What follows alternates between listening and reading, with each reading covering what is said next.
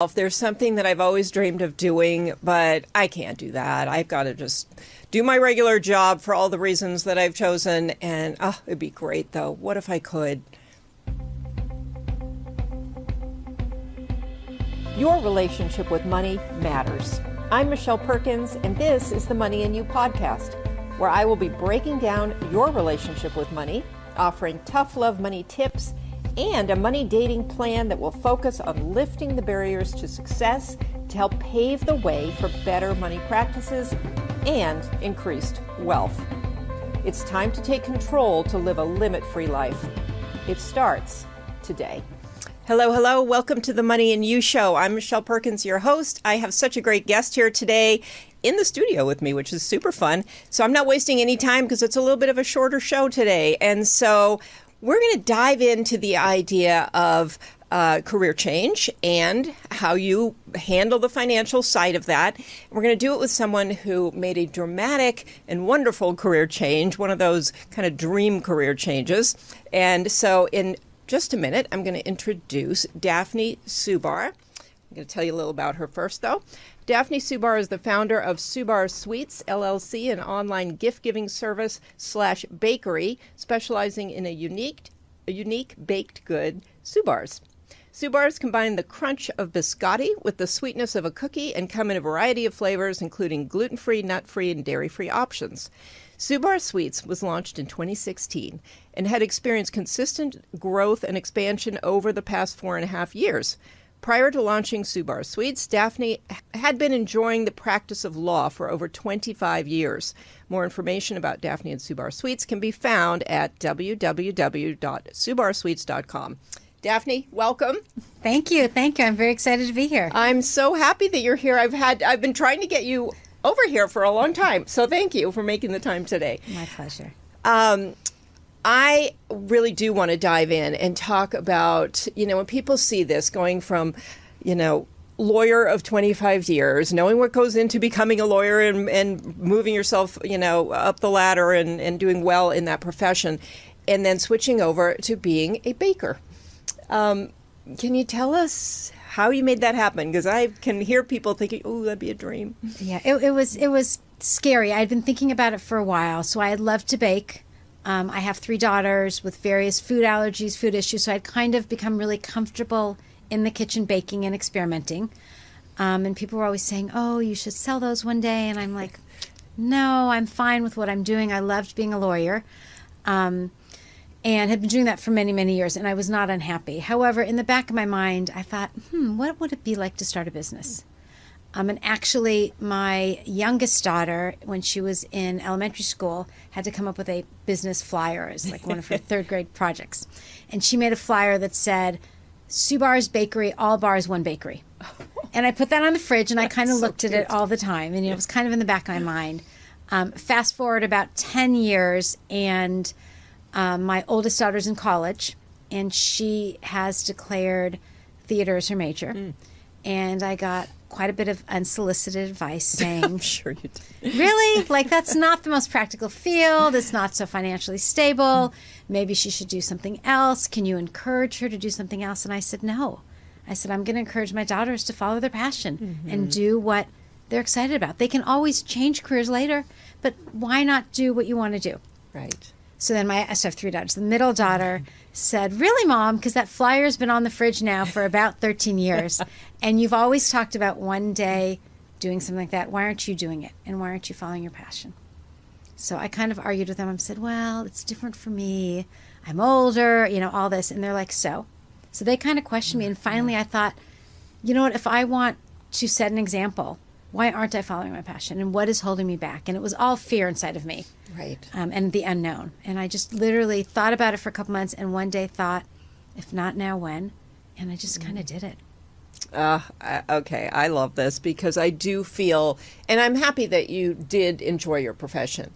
I think when we talk about career change, when people hate what they do, it's frankly a little easier to make a transition. When you love what you love or even like or are comfortable and happy where you are, that's where I see most of the angst, because you're leaving something that isn't bad, and that served you well, but you're going to something else that's an unknown.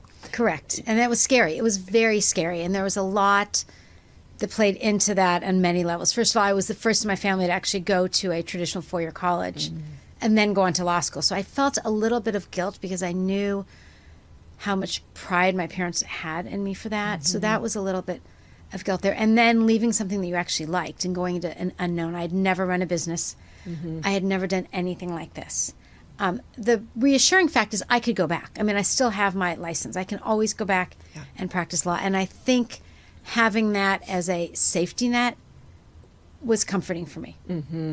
Yeah, I agree with that. I like those safety nets. A lot of people say don't have safety nets. They'll keep you from moving forward. I personally like a few safety nets. And I've moved a lot in my life, and I always had that feeling too. Like if it doesn't work out in the next city, I could go back. And I never did, and it was fine. But if it's a comfort. I agree. Knowing that that's there just in case. So yeah. Yeah. And I've actually known people to go back too, to pursue a passion, kind of decided maybe it wasn't for them after all, or it was better as a hobby than a job, and they did go back. Right. So, I think that's a wise way to think about it.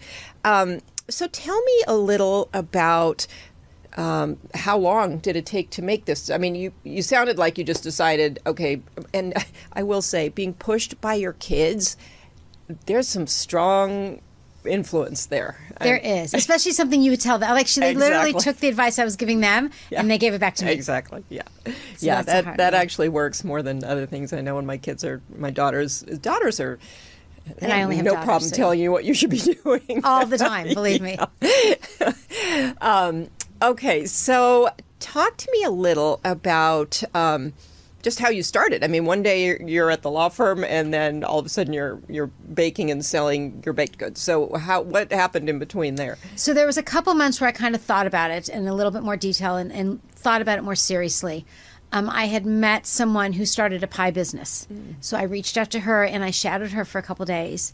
She was really helpful. And she said to me, she started it really not knowing anything. And what am I scared of? And I said, well, actually, I feel like I'm a little more scared because I know all the things that can go wrong from a legal standpoint. And she's like, stop thinking about it that way. Just think about this. And she said, literally, she was pregnant and just started baking pies because she was bored. And her pie business took off.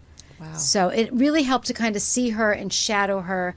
And it kind of helped me see what went into the business, and it really wasn't that difficult. I mean, everything can be broken down.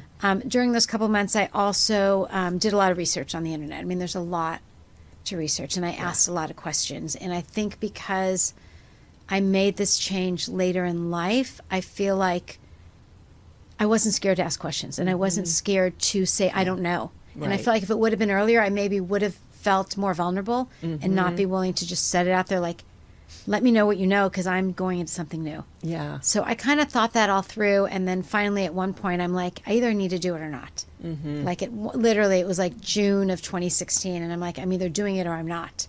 And I just kind of launched a website. Very different than now. I had one product. I had one flavor. I mean, it's been the same product. I only had the chocolate chip one. It looked very different. I didn't really know how to ship. I didn't know anything, but I thought I'm just going to start with one product. And then it kind of grew and expanded. I love that. If you had it to do again, would you do it that way? Because a lot of times people spend years, frankly, getting ready. And, everything has to be put together and complete. And, I talk to a lot of people that their business structure has to be in place. Their website has to be in place. There's a lot of things. And it sounds like you started selling and working it and then built the other things as you went. Is that correct? Exactly. I think if I would have, I don't think any more time or any more planning would have helped. I think I needed to start because I think a lot I learned from trial and error. And I think if I would have waited too long, it would almost be that like stress of the decision and not done it. And I would have found more and more excuses. So I knew I had to do it sooner. I wasn't going to be able to do it. Yeah. Yeah. So now as an entrepreneur, what would you, I want to get to money in just a second, but what would you tell people who are going from, really a corporate might not be the right word, but sort of a corporate job to being an entrepreneur? What are some of the key things to know? Several things. It's funny when you say entrepreneur because I still don't think of myself. It's weird, and it's been, it'll be 7 years this summer. So it's been a long time. Yeah. I would say don't overthink it. I would say if it's something you're passionate about, just try it. You can always, if it fails, it fails, but you're never going to regret it later in life. And as I was getting older, I'm like, I don't have forever. I need to try these things. Yeah. So really just try it. Don't be afraid to learn, and don't be afraid to ask questions. That's great. Yeah. Okay. I love that. And we do live in a cool world in terms of researching and asking questions and finding people you can ask questions of. So yeah, that's great. And I love that you found a pie maker and followed her around. I mean, people actually, maybe you found this, people like to help. People like to, be supportive of other people. Not everyone, but a lot of people. But most do. And that's one thing I learned, actually, is 90 to 95% of people really want to help. And 90 to 95% of people are they have a great story also behind why they did their business, and they're willing to share that. Yeah. And I'm trying to do the same thing. Like, I had a call a couple weeks ago with a woman starting a new food business. And I'm more than willing to share. No one should have to learn what I had to learn, and I kind of reap the benefits of what other people learned. So yeah. There's a lot for that. And I've noticed that a lot with female entrepreneurs, that we're all kind of willing to collaborate and share versus competing with each other, even with other bakers. People have been great. I love that. That's great. So let's talk a little about money. Tell the audience a little about your situation that allowed you to do this, because for a large group of people, they would have this as a dream, but they wouldn't have, they wouldn't feel that they could do it financially. And you mentioned fear being the main obstacle to doing this. Was any of that fear around money, or was it about other things? A little, but it was really just fear about not knowing what I was doing. Okay. So from the money, I'm lucky. I have a husband who has his own company, and so I had the financial support there if needed, but I really didn't want to rely on that. I really wanted to do this on my own. And I started with $500. And I really, literally just bought a couple boxes, made a couple batches, and just started like that. I never poured a lot of money into it because I didn't want that to be the business. I kind of wanted to take care of itself. So I started very small. Yeah. I remember talking to other business owners, not all in the same area even, but everyone said, start small and start simple. And I didn't want to. I'm going to start a bakery. I'm going to make cupcakes and cakes and cookies and this. And then they kept saying, just start small. You can always expand. And that was in the back of my mind. And I did start very small. And I decided at the beginning I would have one product, and it would be the Subarz. And I wanted a unique product. So I kind of took the biscotti and I took the cookie and I meshed them. And then I realized people loved the texture and the taste and all that with that. And so I thought the way to go is expand on the flavors. So I still just have the one product, but now I have 21 or 22 varieties, including a gluten-free line. Yeah. Oh, fun. Yeah, they're delicious. I've had them. Thank you. Thank you. So, okay, I love that. And I do like that advice to start small and you can expand, because what I do see is people investing all kinds of money, theirs, other people's borrowed money, into the whole setup, and they're not earning anything for a while. And then they've dug a hole that they have to dig out of. And so you saying that you took a small amount of money and you just, from that you were generating some income while you were doing this. I think people tend to have this sort of line of demarcation where there's the investment part and then they start making money, and it Right. For some businesses it works, but I think for a lot of people it creates a financial stressor. Which I didn't want. And I didn't want to feel like then I'm going to be digging myself out of a hole forever. So I did really, and then, the first couple of years, everything that was made was just put back into the business, and I like that though. It felt very manageable that way. And I didn't want any outside investors or anything like that, because I also wanted it to be my business and I wanted to make the decisions. Yeah. I also, to be honest, there was a little bit of imposter syndrome there. And I felt like, who am I to ask someone else to invest in my business? Because maybe I don't know what I'm doing.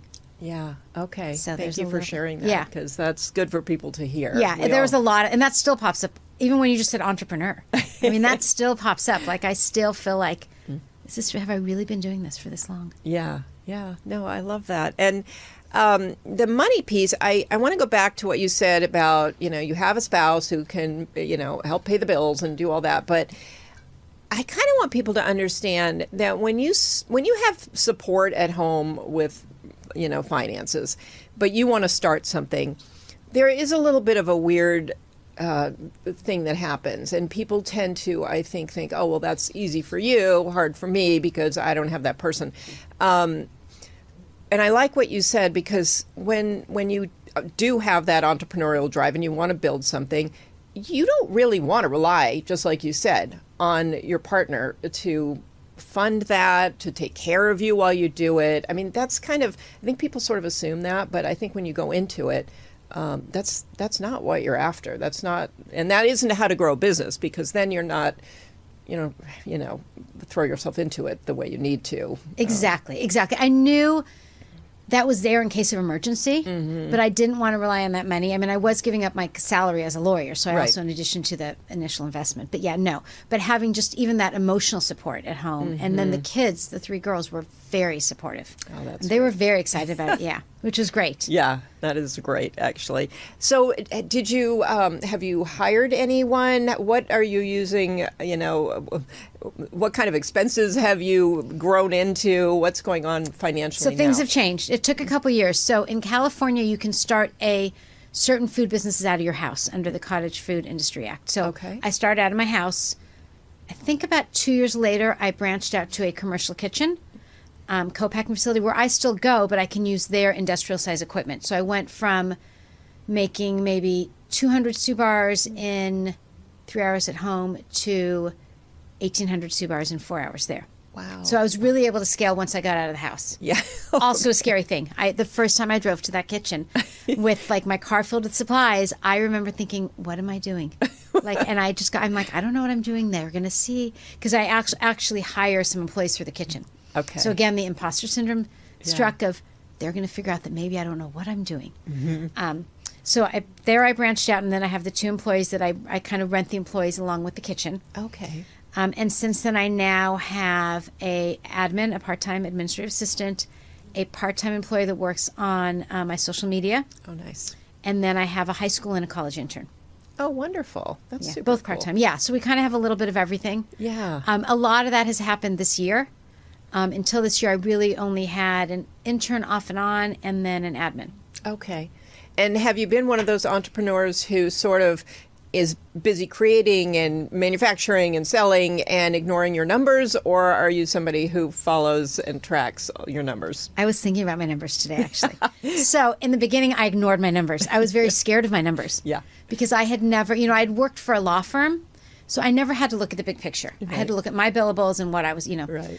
So the first couple years, I remember not really wanting to look at my numbers at all. And I remember after so I started in the summer, and I remember the end of the year, my husband saying to me, well, are your books all reconciled? And I'm like, oh, no. I'm like, no, I have to do that too. And he's like, you're running a bit. I'm like, oh, yeah. So I had to kind of teach myself, thank goodness, QuickBooks. But literally, I would be very scared to look at my numbers. And I didn't understand them. And it really wasn't until about maybe 2 or 3 years ago, I got over that fear. And now I look at my numbers, and I'm looking at them a lot, and everything's, I'm kind of analyzing it, knowing where to grow, where not to grow, and all that. But it took a while for me to get comfortable with that. And I had to learn from others. And I was involved in this Goldman Sachs 10,000 Small Business Program. Yeah. And one of the modules in that is really taking a deep dive in your financials, which I still didn't want to do, but you had to do it. Yeah. So I did that, and that really kind of boosted my confidence. Oh, I love that, because it's so important to hear that knowing your numbers actually boosts your confidence, because so many people, I have this conversation all the time with people, and they don't want to look at their numbers because it depresses them, or it, kind of tanks their self-confidence, or they think it will. In actuality, it doesn't. In actuality, knowing is a lot better, whether it's a problem, because when you know it, you can fix it, or it's kind of good news that you don't even, you haven't even realized you were having. The numbers tell a story. Right, they do. And it's interesting. And I've learned a lot. And then I also actually, about 2 years ago, hired a bookkeeper. Okay. Good. Because I realized I'm not good at that. And I'm spending too much time in it. I'm making mistakes. And to bring in a professional, my books aren't so complicated, but to bring in a professional that actually kind of knows what she's doing versus me scrambling has made it, that was an investment that was very much worthwhile for me. Yeah, I think it's important for business owners to, get to know their numbers, but that doesn't mean you have to be doing the data entry. That's, not necessarily. I mean, it's actually helpful to do it at some point at the beginning, but it is. But for a while I'm like, well, why would I hire someone? Because I can do it myself. Yeah. That was actually an overall problem I had with my business. Like, I can do it. I thought I could do it all. And you can, but you can't grow. Right. So I knew eventually I had to hire the bookkeeper, hire the admin, rely on the people in the kitchen, have 2 employees at the kitchen helping me versus just me and one. All that really allowed me to grow. Yeah. So, okay, I love that. And I love that you got some, sense of satisfaction from looking at those numbers and also are able to use them because, you went a little while avoiding numbers. I mean, I know people, especially doctors and people who actually, they bring in good revenue, but they are not willing to look at those numbers. And usually the cash management part of it is what suffers. So, you've probably come to understand your cash flow and how important that is. How important it is. I have, but it took a while. And really all it did was take a little bit of confidence and then just learning a little bit, like what everything means. Right. Yeah. If you'll go back to, because at one point you said something about not understanding your numbers, and I think people out there are saying, well, if a lawyer can't understand their numbers, then, I'm going to give up before I try. But it's not really not understand. It's that you're seeing this picture of something that's just sort of new and different to look at. And once you kind of understand the components and what it can do for you. Exactly. So, and there's so much you can learn. I mean, anything I don't understand, I can Google. Yeah. So if I'm not understanding, like, how important is my cash flow, any of that, I just Google it. Right. And then I ask my accountant now. But Okay. I love that. That's great. So, and as a business owner, do you plan? I'm just off a couple of planning workshops I was doing. How do you do your planning? Like, plan ahead for where the business... Yes, I do. That's also something I didn't do in the beginning because I was also a little fearful. I think maybe I didn't want to plan and then not meet my goals. But now I'm realizing I'm going to plan and I'm probably not going to meet all my goals. Right. But if I don't plan, I don't have a direction. Yes. So actually a couple weeks ago, I had a couple one-on-ones with my admin and we sat through and we planned out the month, the quarter, and the year on where I want the business to go, which really helped to talk it over with someone. And then we set goals. And now we'll revisit it every quarter. Yeah. But now I have goals on where I want the business to go. Right. And I love revisiting every quarter and looking at certain metrics and seeing, what needs to be adjusted. I mean, it's basically, it's not a big judgment on how you did. It's more of just where do we course correct? What adjustments can we make? Right. Because we don't know. And I don't sometimes know that maybe lead generation or getting into certain areas can take more time than I thought or maybe less time. Right. I just don't know till I started. I've never done this. Yeah. You're really commenting on the fact that owning a business and running a business, it's just like constant problem solving and, problem solution is just over and over again, whether it's numbers or whether it's, whatever it is. But it is. Yeah, the numbers are really just sort of reflecting all the other things that have gone on in the plan and how the plan's working. Exactly. And one thing I learned too when I started looking at my numbers is I need to devote some time and some resources to working on my business, not just in my business. Yes. Because before it was just baking, getting the orders out, following up with clients, like all that, but I never stood back for the first probably 2 years and really looked at the business. So actually when I launched, I consider myself a bakery.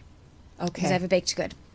And then I would kind of market myself as a bakery. Everything was kind of as a bakery. And then about 2 years in, I looked at my business and I realized 90% of my clients were ordering them as gifts.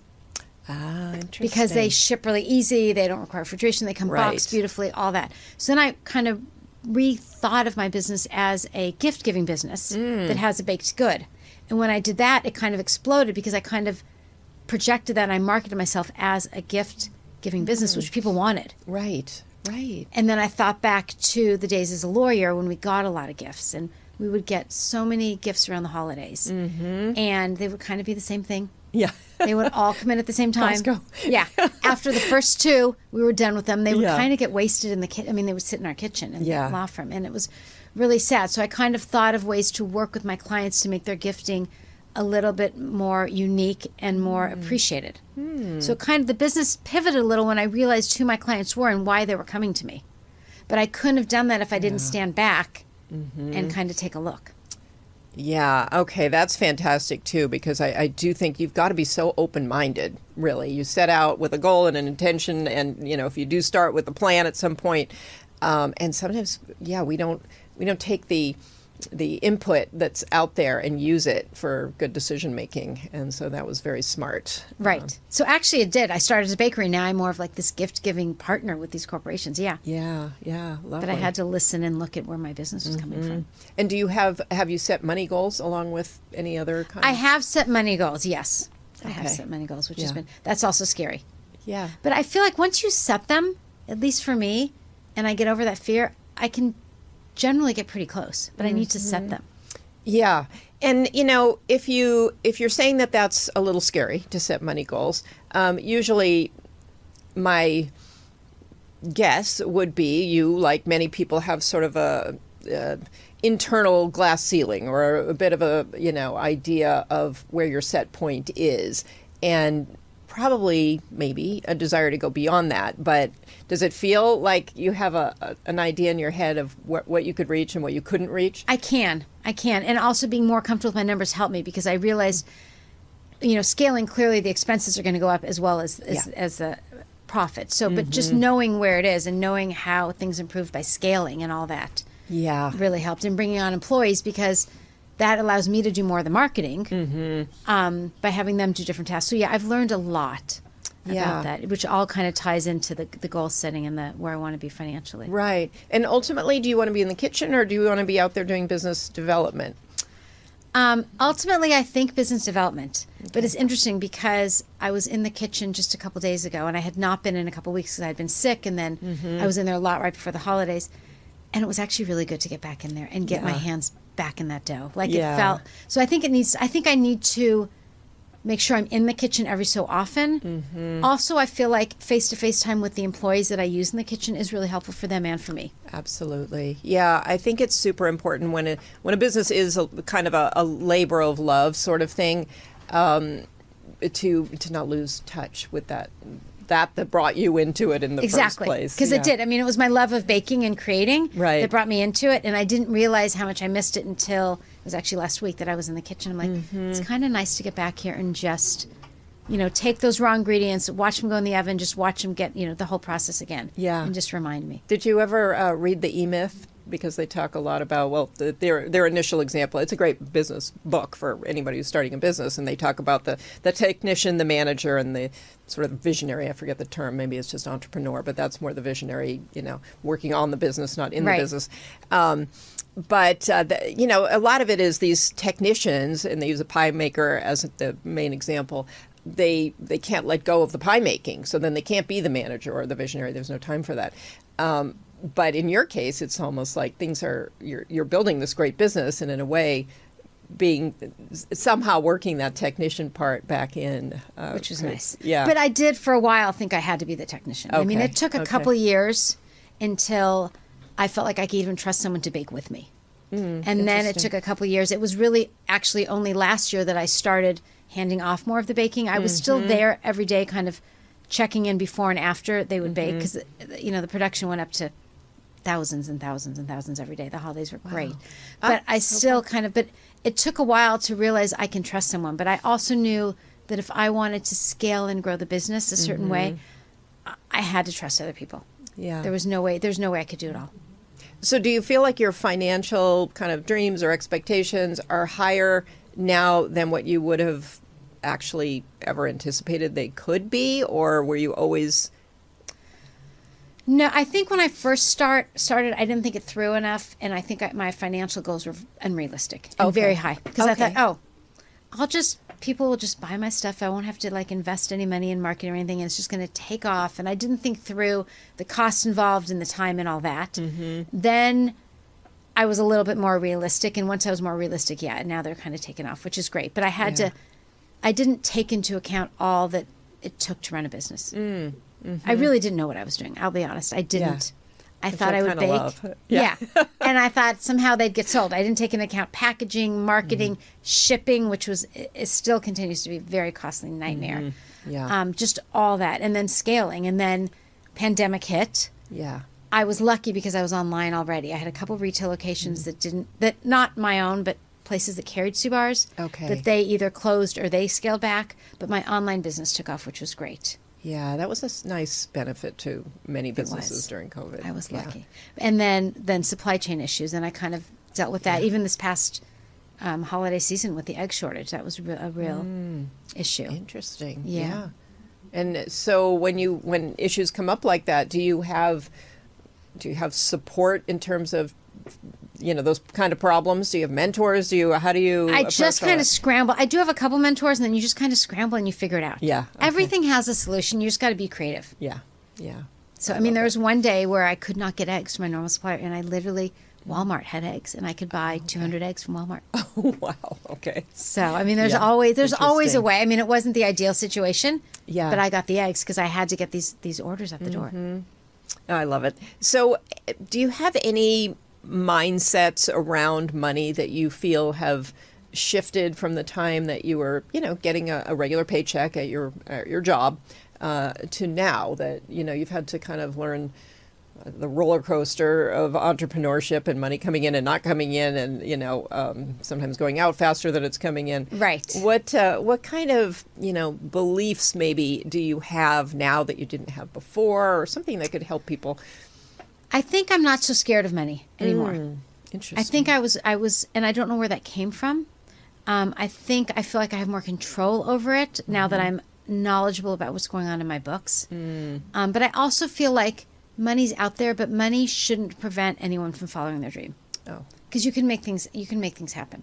You can make you can make things work out. I think back to even, when my first year out of law school, where I was making good money, but not like I was later on. And just, Right. you still manage. You're still fine. Don't let money control you, as long as you have a roof over your head and you can eat. But, Right. but I don't want money to hold people back from following their dreams.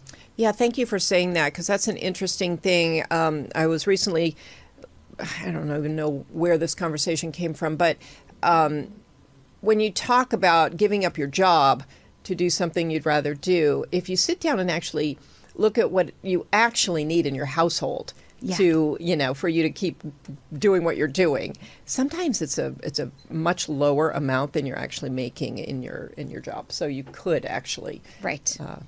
I actually have this discussion with my daughters a lot on money. Like, they'll say certain things. I'm like, well, is that something you need or something you want? Yeah. And they always first say need. And I'm like, you really need that? And then they're like, okay, I guess I really, really want it. I'm like, there's a big difference between need and want. And sometimes what you want can wait a little bit. Right. Yeah. And it's true. And we're in habits with things too that we don't even recognize until we do our numbers and really look at it. And a lot of that stuff is like unnecessary for sure, or it could at least be reduced. Right. I was, you just made me think of something else with what you were saying, and it's probably out of my brain again. So are your daughters wanting to be entrepreneurs now, or? No, they're not. One works in the entertainment industry, and the other two are in medical school. Oh, nice. So very different from entrepreneurs. Yeah. But they do express to me how proud they are of me, and that really means a lot. And I think they saw that I gave up a legal career and did this because I was passionate about it, not to prove anything, but just to try it. Right. And I'll use, I'll remind them about that if they're having difficult decisions. Yeah. Do you miss it? Do you have any regrets? Would you go back? I don't miss it. I would go back if I had to. I didn't hate it. In the beginning, I actually missed working in a law firm around other people. Yes. Because starting your own Get that business part. is lonely. And kind of finding your people and finding your peer group. And it's a different environment. So I do miss that. One thing I was getting tired of is I felt like basically I was around people arguing all day long. It was litigation. So I felt like people were just arguing, and not everything has to be a confrontation or an argument. Right. And then when I switched to the bakery, I realized everyone likes to eat something sweet. Yeah. And since most of them are being sent as gifts, people were really happy to get them. And so I felt like I was actually seeing joy in people's lives. And even though I wasn't sending them, our gifts come packaged up and they come with a handwritten note. So I would see the note, and I would see that people were thanking people for just simple things. Or during the pandemic, a lot of people were sending Subarz to neighbors of elderly relatives saying, thank you for checking on my grandparents because I can't fly there. Or thank you for dropping off groceries for my aunt. Like all that. And it just reminded you that people really are so good and so thoughtful. So it's a nice change just to see that everyone most everyone, is really kind. And people do want to show their gratitude. So I love being a part of that. Oh, that's beautiful. Yeah, that's a very nice, and I've heard that before with lawyers, that it's just an environment of a lot of confrontation. Yeah. Yeah. So that's fantastic. So any kind of parting words for new entrepreneurs who are, dealing with money issues or just business growth issues? I think don't be scared. Don't be scared of the money. You can learn. I mean, don't do anything foolish. I'm not saying, because I'm saying just follow your passion. Make sure you research it and you kind of understand the situation, but don't be scared of the money. Don't be scared of the books. The numbers are out there. Whether you're looking at your books or you're not, nothing's going to change the figures that are on that spreadsheet. So just take a look, understand it, ask questions, and don't be scared.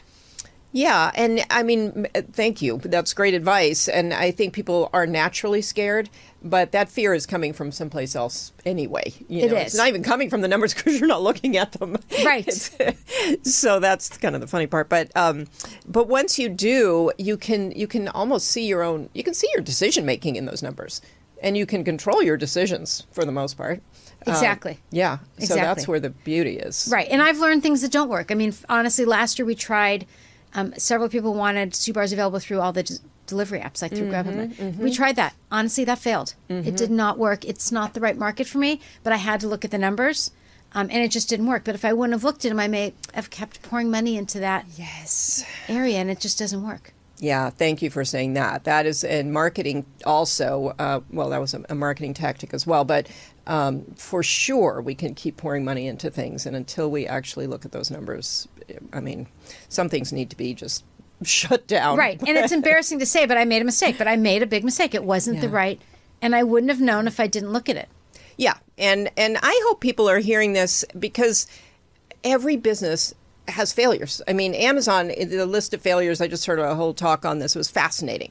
But every business has to fail in order to move forward. There's just really no other way. And so there is no need to be embarrassed about it. It's part of, moving yourself forward, basically. So, yeah, so that's great. And can you tell people how they can find you? And I'm excited about it as from a gift-giving standpoint, too. That's so great. And I love what you were saying about the older people. I'm dealing with a lot of that right now, and I was just thinking I need to buy some of those for some folks. Right. I mean, people, yeah. So, yeah, the best way is through our website, www.subarzsweets.com.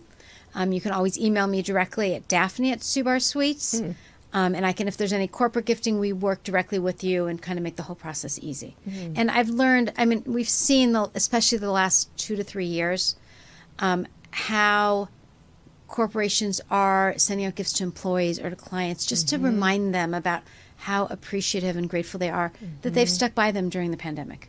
Oh, that's so lovely. people are using the gifting in many creative ways, which is great to experience.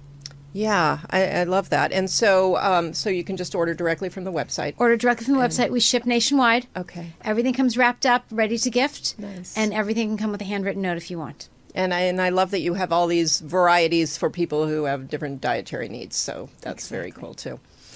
Well, Daphne, thank you so much for being here today. I'm so happy that you were able to come in and talk about this. I love the story. I think it's inspiring. I hope people are inspired to think about maybe making a career change, and also to pay attention to their numbers and use those numbers.